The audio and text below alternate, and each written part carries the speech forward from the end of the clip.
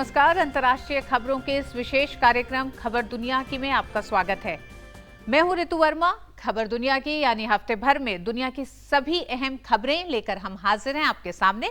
अगले आधे घंटे में खबरें होंगी अंतर्राष्ट्रीय राजनीति की, कूटनीति की, सामाजिक उथल पुथल की और झांकी होगी फिल्म, संगीत, कला जगत की। लेकिन सबसे पहले शुरुआत बड़ी खबरों के साथ।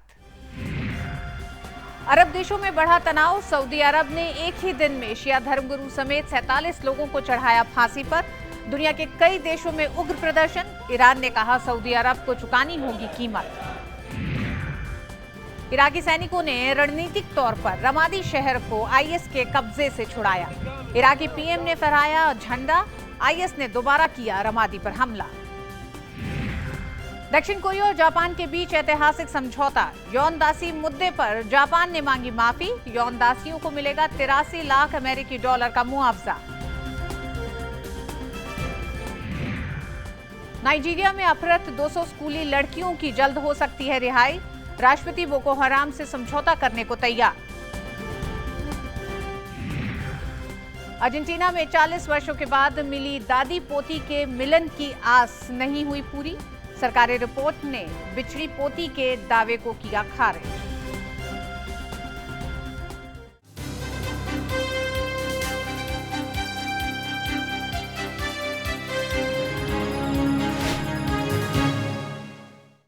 सऊदी अरब ने एक दिन में शिया धर्मगुरु समेत 47 लोगों को सजाए मौत दी। सभी को आतंकवाद के मामले में दोषी पाया गया। मौत की सजा पाने वाले लोगों में एक शिया मौलवी भी शामिल है, जिसने 2011 की अरब क्रांति के दौरान मुख्य भूमिका निभाई थी। मौलवी शेख निम्र अल निम्र की मौत की सजा पर अमल के खिलाफ सऊदी अरब के पूर्वी हिस्से और बहरीन में दर्जनों लोग सड़क पर उतर आए। सऊदी अरब ने बताया कि सभी अपीलों के समाप्त हो जाने के बाद शाही अदालत ने सजा पर अमल करने का आदेश जारी किया था। शिया समुदाय को दिए गए सजा पर ईरान ने सऊदी अरब को इसकी कीमत चुकाने की चेतावनी दी है।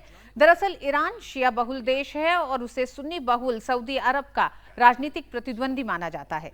ईरानी प्रदर्शनकारियों की उग्र भीड़ ने तेहरान में स्थित सऊदी अरब के दूतावास पर हंगामा किया। हालांकि ईरान ने एक बयान जारी कर नाराज प्रदर्शनकारियों से शांत रहने का आह्वान किया है।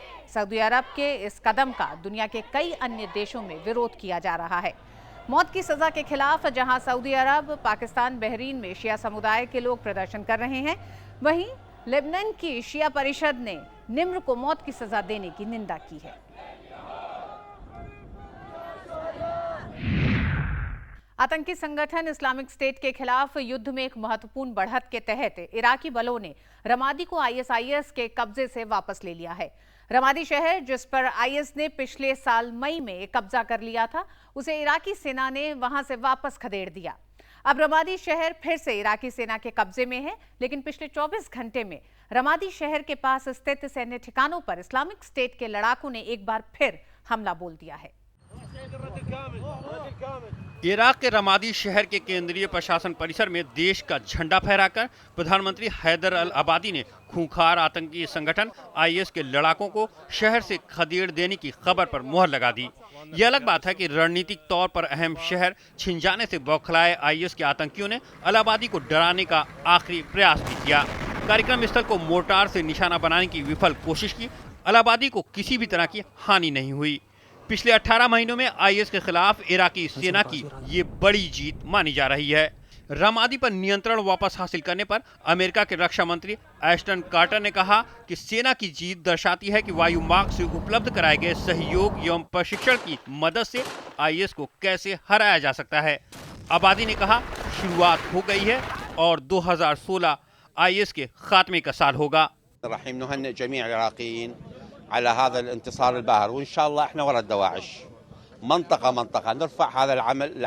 हम इराक के लोगों को मुबारकबाद देते हैं। अल्लाह भी चाहते हैं दाइश जैसे आतंकी संगठन का खात्मा हो। रमादी में जिस तरह हमारी सेना ने आईएस परास्त किया है, उसी तरह देश के अन्य शहरों से भी आईएस को भगाकर ही हम दम लेंगे। سيهربون سينهزمون كما انهزموا في الرمادي। هم وعدوا بانهم سيقاتلون في الرمادي ولكنهم انخذلوا وجبنوا ولم يقاتلوا وهربوا وقتل الكثير منهم। सेना ने शहर पर हमला करने से पहले वहां से लोगों को सुरक्षित स्थानों पर पहुंचाने का काम शुरू किया। सेना स्थानीय लोगों के लिए दूत बनकर सामने आई। इन लोगों की आप बीती रोंगटे खड़े कर देने वाली है। एक बार हम इलाज कराने अस्पताल पहुंचे तो उन्होंने हमें जूतों से मारा और कहा कि तुम लोग इलाज नहीं करा सकते।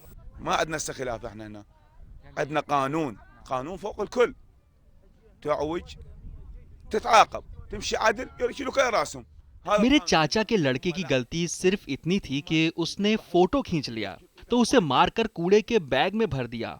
उसके शव को दफन करने की इजाजत नहीं दी गई।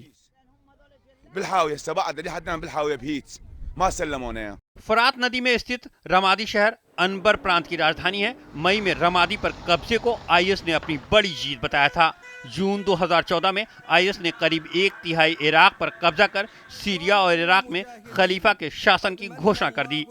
इससे पहले इराकी आर्मी ने तिक्रित शहर पर भी कब्जा किया था, जहां उसकी मदद ईरानी शिया मिलिशिया ने की थी। अब इराकी सेना का अगला निशाना मोसुल होगा। मोसुल इराक का सबसे बड़ी आबादी वाला शहर है। इजराइल के पूर्व प्रधानमंत्री एहुद ओलमर्ट को भ्रष्टाचार के मामले में जेल भेजे जाने की तैयारी है, क्योंकि एक शीर्ष अदालत ने घूसखोरी मामले में उन्हें दोषी पाया है। देश के इतिहास में किसी पूर्व प्रधानमंत्री को पहली बार जेल की सजा काटनी होगी। ओलमर्ट को मई 2014 में दोषी ठहराया गया था और 2 अलग अलग मामलों में 6 साल जेल की सजा सुनाई गई थी। दक्षिण कोरिया और जापान ने युद्धकाल में यौन गुलामों के रूप में इस्तेमाल की गई कोरियाई महिलाओं के मुद्दे पर आपसी सहमति बना ली है। दोनों पड़ोसी देशों के बीच विश्व युद्ध के बाद से ही कंफर्ट विमेन मुद्दे पर विवाद रहा है। मान, सम्मान, मर्यादा, लंबे समय से इसी का इंतजार था। जब मिला तो ज्यादातर इस दुनिया को अलविदा कह चुकी थी। जो बच गई थी उनकी आंखें इतनी बूढ़ी हो चुकी थी कि ऐतिहासिक खबर भी आंखों में चमक न ला सकी। चमक आती भी कैसे, 70 साल पुराना दर्द जो है। फिर भी जापानी सेना के लिए यौन दासी के रूप में इस्तेमाल होने वाली महिलाएं टीवी पर ही सही उस पल का गवाह बनना चाहती थी जब जापान के विदेश मंत्री घटना पर खेद प्रकट कर रहे थे। जापान की ओर से भावनात्मक घावों को भरने का ऐलान इन यौन बंधकों को संतुष्ट नहीं कर पाया। फिर भी वो सरकार के प्रयासों के साथ ही जाना उचित समझती है। सरकार ने हमारी देखभाल की है, लेकिन इस वक्त उनके फैसले से हम संतुष्ट नहीं हैं। पिछले 70 साल से चले आ रहे विवादित सेक्स बंधक कांड पर विराम लगाते हुए जापान ने दक्षिण कोरिया के साथ एक समझौता किया, जिसमें कंफर्ट विमेन से दिल से माफी मांगने और पछतावे की बात कही गई। साथ ही बची हुई महिलाओं के लिए 83 लाख अमेरिकी डॉलर की राशि देने की घोषणा भी की गई। जापान यौन दासियों के मुद्दे को जल्द सुलझाने की कोशिश में है और दक्षिण कोरिया के साथ बातचीत का जल्द ही कोई ठोस नतीजा निकलेगा। दरअसल दूसरे विश्व युद्ध के दौरान और उसके पहले जापानी सैनिकों के मनोरंजन के लिए करीब 2 लाख महिलाओं को जबरन देह व्यापार में धकेल दिया गया था, जिन्हें कंफर्ट विमेन कहा जाता था, जिनमें से अधिकांश कोरियाई थी, जिनमें 46 अब भी जिंदा है। इस विवाद को सुलझाने के लिए दक्षिण कोरिया कई बार जापान पर दबाव बना चुका है। इस मसले पर 1965 में एक बड़ी संधि हुई थी, लेकिन मामला सुलझ नहीं पाया। जापान ने 1993 में भी इस मुद्दे पर एक माफीनामा जारी किया था, जिसे कोनो स्टेटमेंट के नाम से जाना जाता है। दुनिया के तानाशाह शासक कहे जाने वाले उत्तर कोरिया के नेता किम जोंग उन को पहली बार भावुक होते हुए देखा गया। कार दुर्घटना में मारे गए अपने करीबी सहयोगी किम यांग उन को श्रद्धांजलि देते हुए किम जोंग बेहद भावुक दिखे। किम जोंग के करीबी सूत्रों के मुताबिक किम यांग उनके बेहद करीबी लोगों में से थे और कई महत्वपूर्ण जिम्मेदारी यांग के पास थी। चीन और ताइवान के बीच सीधी हॉटलाइन स्थापित की गई है। द्विपक्षीय संबंधों के प्रभारी चीनी अधिकारी ने ताइपे में मौजूद अपनी ताइवानी समकक्ष से बातचीत कर उन्हें नए साल की शुभकामनाएं दी। अधिकारियों के मुताबिक दोनों पक्षों ने शांतिपूर्ण माहौल को बढ़ावा देने के लिए अब तक हुई प्रगति पर चर्चा की। ताइवान ने शांतिपूर्ण माहौल को बढ़ावा देने के लिए जहां हॉटलाइन स्थापित की, तो वहीं रूस ने नाटो के विस्तार को अपने लिए खतरा बताया।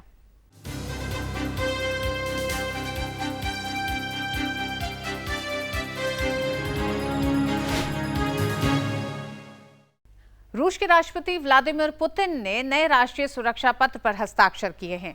इसमें नाटो के विस्तार को रूस के लिए खतरा बताया गया है। रूस हर 6 साल बाद अपनी राष्ट्रीय सुरक्षा नीति की समीक्षा करता है। साल 2015 में दुनिया भर में कुल 110 पत्रकार मारे गए। दुनिया में युद्ध से जूझ रहे अशांत देशों की तुलना में शांति प्रिय माने जाने वाले देशों में दोगुने पत्रकार मारे गए हैं, यानी शांत देश भी पत्रकारों के लिए महफूज नहीं। ये खुलासा मीडिया के लिए काम करने वाली संस्था रिपोर्टर्स विदाउट बॉर्डर्स की ताजा रिपोर्ट में हुआ है। इस साल युद्ध से जूझ रहे अशांत देशों की तुलना में शांति प्रिय माने जाने वाले देश पत्रकारों के लिए गैर महफूज रहे। मीडिया के लिए काम करने वाली संस्था की ताजा रिपोर्ट में ये खुलासा हुआ। साल 2014 में करीब 2/3 पत्रकारों की हत्या के पीछे युद्ध का हाथ था, जबकि 2015 में इसका ठीक उल्टा, यानी 2/3 मौतें शांति वाले देशों में दर्ज हुई हैं।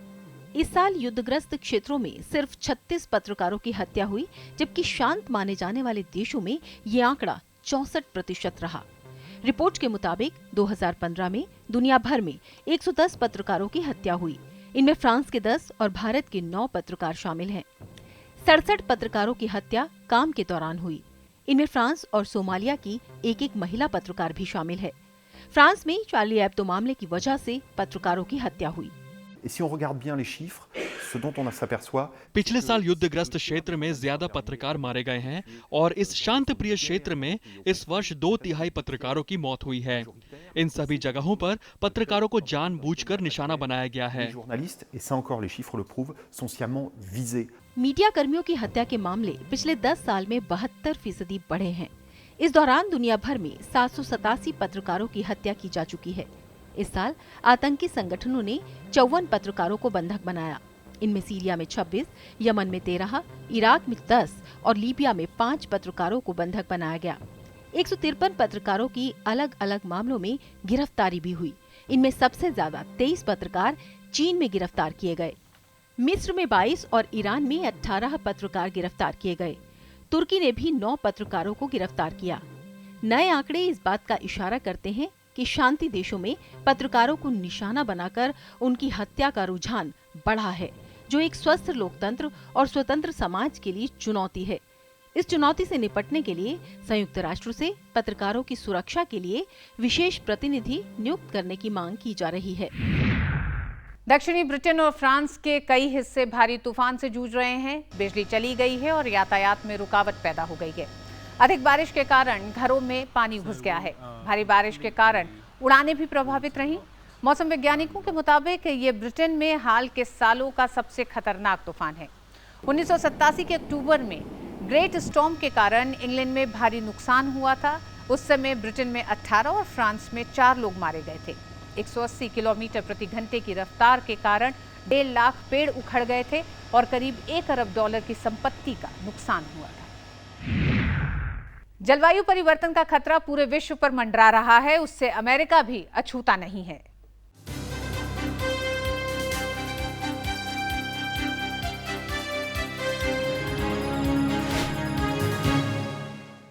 दुनिया का सबसे ताकतवर देश अमेरिका इन दिनों परेशान है। परेशानी की वजह है कुदरत की मार। अमेरिका के दक्षिणी पश्चिमी और मध्य पश्चिमी राज्यों में आई बाढ़ और तूफान से कम 43 लोगों की मौत हो गई है और कई इमारतें क्षतिग्रस्त हो गई हैं। दक्षिण अमेरिका के 4 देशों में हुई लगातार बारिश के कारण 3 प्रमुख नदियां उफान पर आ गईं। बाढ़ ने इस कदर तबाही मचाई कि 1.5 लाख लोगों को घर बार छोड़कर के सुरक्षित स्थानों पर जाना पड़ा। ब्राजील, पैराग्वे, उरुग्वे, अर्जेंटीना को 50 साल की सबसे भीषण बाढ़ का सामना करना पड़ा। बाढ़ से सबसे ज्यादा पैराग्वे प्रभावित हुआ, जहां स्थिति की गंभीरता को देखते हुए आपातकाल की घोषणा कर दी गई। हवा के तेज झोंकों ने बड़ी संख्या में पेड़ों को उखाड़ दिया, जिसकी चपेट में आकर कई लोगों की मौत हो गई। उत्तरी अमेरिका में मौसम कहर बरपा रहा है। कहीं तेज बारिश तो कहीं बर्फीले तूफान से जीवन अस्त व्यस्त हो गया। तूफान से कम 43 लोगों की मौत हो गई है और कई इमारतों को भारी नुकसान पहुंचा है। 5 लोगों की मौत तब हुई जब डलास के नजदीक उनकी कार तेज हवा के कारण उछल गई। बाढ़ से मिसौरी और न्यू मैक्सिको सबसे ज्यादा प्रभावित रहे। यहाँ आपातकाल तक घोषित कर दिया गया। कई इलाकों में बिजली व्यवस्था पूरी तरह चरमरा गई। मौसम में अचानक आए इस बदलाव के लिए अल नीनो को जिम्मेदार माना जा रहा है। अल नीनो वो प्राकृतिक घटना है जिसमें प्रशांत महासागर का गर्म पानी उत्तर और दक्षिण अमेरिका की ओर फैलता है और फिर इससे पूरी दुनिया में तापमान बढ़ता है। ये स्थिति हर 2 से 7 साल के अंतराल पर बनती है। इसकी वजह से मौसम का सामान्य चक्र बिगड़ जाता है और बाढ़ और सूखे जैसे हालात पैदा होते हैं। 1998 में अल नीनो का सबसे बुरा प्रभाव देखा गया था और कई देशों में भीषण बाढ़ आई थी। उपग्रह से मिली तस्वीरों से पता चल रहा है कि 1998 जैसी परिस्थितियां एक बार फिर से पैदा हो रही हैं। ऐसा माना जा रहा है कि इस संकट का प्रभाव अभी से दिखने लगा है। आमतौर पर सबसे ज्यादा ठंडा रहने वाले उत्तरी ध्रुव में इस मौसम में सबसे ज्यादा ठंड रहती है, लेकिन उत्तरी ध्रुव में अभी तापमान बढ़ा हुआ है। पूरी दुनिया नए साल के जश्न मनाने के बाद ये जानने को बेताब दिखी कि वर्ष 2016 में जन्म लेने वाला पहला बच्चा कौन होगा। अमेरिका के सैन डिएगो शहर के कैजर जियोय मेडिकल सेंटर अस्पताल के एक रिकॉर्ड में अपने नाम जरूर कर लिया है। दरअसल वर्ष 2015 के अंतिम क्षणों और वर्ष 2016 के शुरुआती लम्हों में ही इस अस्पताल में जुड़वा नवजातों ने जन्म लिया। अस्पताल में भर्ती 22 वर्षीय मार्वल विलेनिका ने 31 दिसंबर रात 11:59 में एक बच्ची को जन्म दिया, जबकि उनका जुड़वा यानी दूसरा बच्चा 12:02 पे हुआ। बच्ची के जन्म से शुरू हुए 2016 में नाइजीरियाई राष्ट्रपति का ताजा प्रस्ताव चिबॉक से अपहृत 200 लड़कियों के लिए नए साल का तोहफा साबित हो सकता है।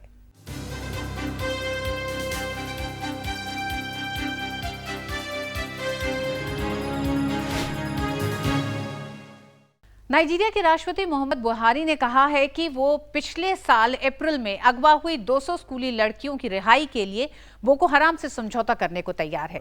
उन्होंने कहा कि अगर बोको हराम में विश्वसनीय नेतृत्व दिखता है तो वो बिना शर्त उनसे बातचीत को तैयार हैं। नाइजीरिया में सक्रिय बोको हराम ने इन लड़कियों को उत्तर पूर्वी शहर चिबॉक के उनके हॉस्टल से अप्रैल 2014 में अगवा किया था। कड़ी सुरक्षा व्यवस्था के बीच सेंट्रल अफ्रीकी गणतंत्र के लिए मतदान संपन्न हो गया। राष्ट्रपति पद के लिए कुल 30 उम्मीदवार मैदान में हैं। मध्य अफ्रीकी गणतंत्र में पिछले कई वर्षों से जारी गृह युद्ध को खत्म कर लोकतंत्र बहाली के लिए इस चुनाव को अहम माना जा रहा है। चुनावी नतीजे की घोषणा जनवरी के दूसरे सप्ताह में होगी। राष्ट्रीय असेंबली के लिए 100 से अधिक उम्मीदवार भी मैदान में हैं। गिनी को इबोला मुक्त देश घोषित कर दिया गया है। विश्व स्वास्थ्य संगठन ने गिनी को इबोला मुक्त देश करार दिया। इस अवसर पर संयुक्त राष्ट्र ने बताया कि गिनी में 6000 बच्चे ऐसे हैं जिन्होंने माँ बाप या इनमें से किसी एक को खो दिया है। यूनिसेफ ने बताया कि गिनी के हजारों बच्चों को मदद की दरकार है।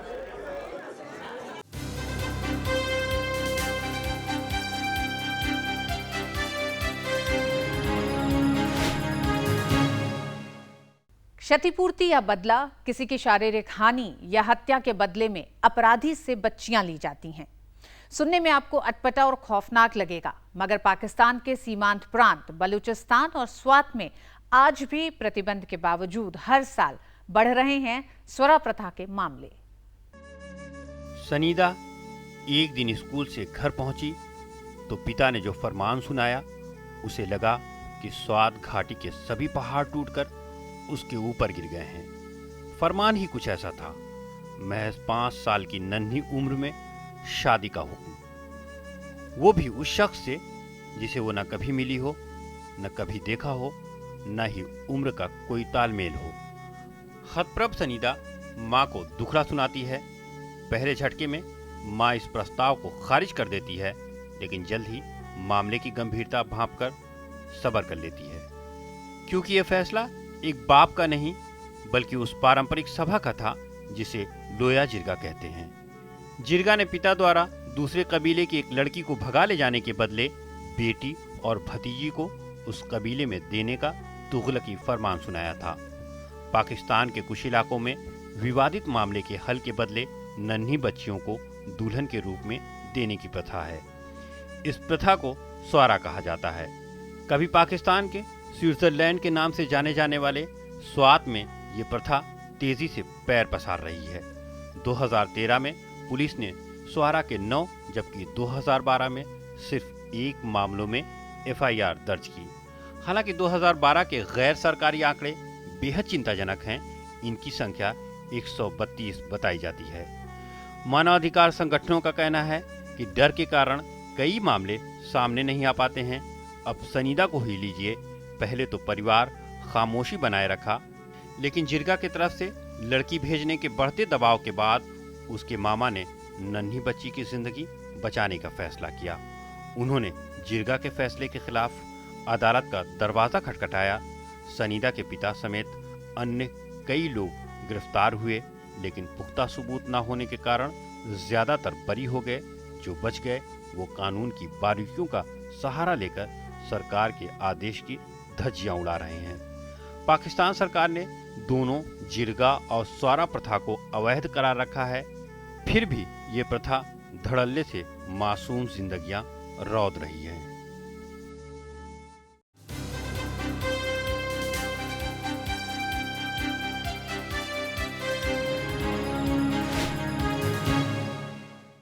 अब दुनिया के दिल में बात एक ऐसी महिला की जो अपनी पोती को ढूंढते ढूंढते आज 91 साल की हो चुकी है।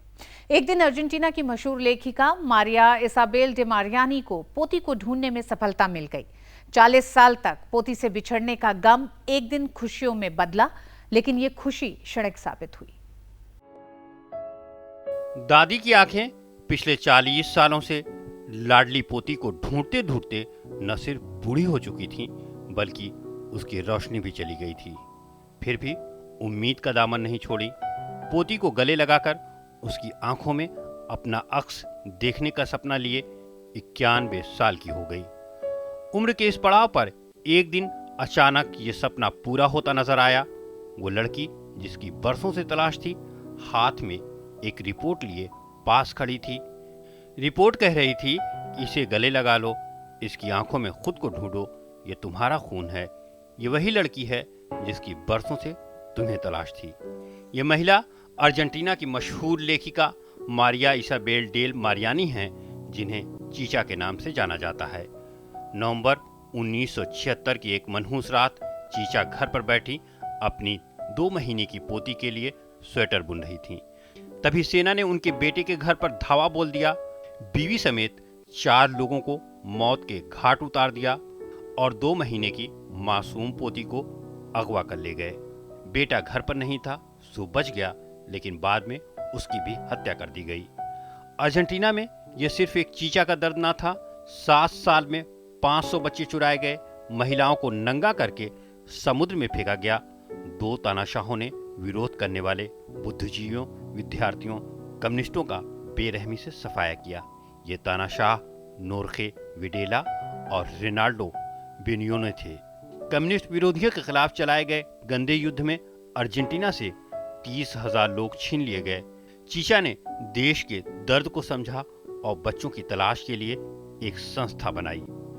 बिछड़ों को मिलाती तो खुश होती, लेकिन पोती से जुदाई का दर्द और गहरा हो जाता। लेकिन उस दिन बूढ़ी दादी की खुशी का कोई ठिकाना न था, जब एक लड़की ने कलारा अनाही होने का दावा किया था।